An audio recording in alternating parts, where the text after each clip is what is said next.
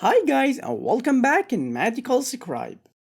In this video we will talk about the abduction and the adduction terms.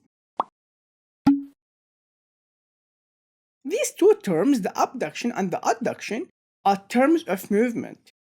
In general, these movements occur in the frontal plane and around the anterior-posterior axis of the structure.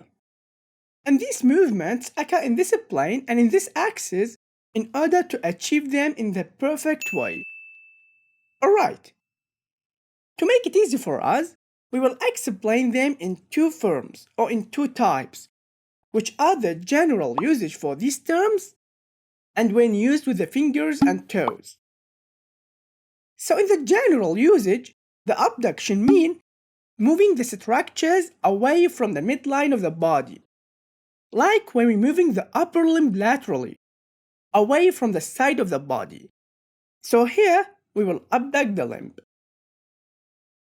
While the adduction term, on the other hand, it will mean return the structure or approximate it to the midline of the body, like when we're moving the upper limb medially. So here, we will adduct the limb. This is the meaning of the abduction and the adduction terms in its general usage. While when we use it in the fingers and the toes, we will change the reference point, which was the midline of the body. Previously, we used to approximate or moving away the structures regarding the midline of the body, while here is different. So we will approximate or moving away the fingers regarding the third finger of the hand, if we were talking about the hand, and in regard to the second toe, if we were talking about the foot. So the abduction here means moving the fingers away from the third finger, and in the foot, moving the toes away from the second toe.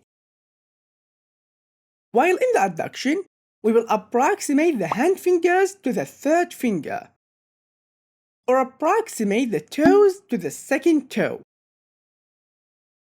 So if we notice, the difference between the two usages is just we change the reference point, which was the midline in the general usage, while in the hand it was the third finger, and in the foot it was the second toe.